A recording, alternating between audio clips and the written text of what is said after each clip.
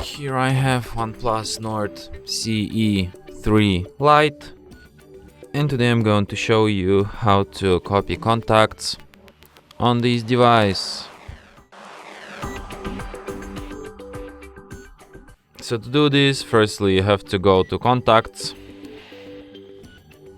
then you have to go to Switch and Manage section, select Import from SIM.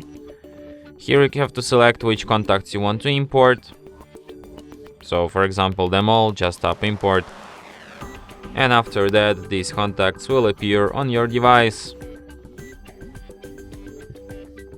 And that's it. Thanks for watching.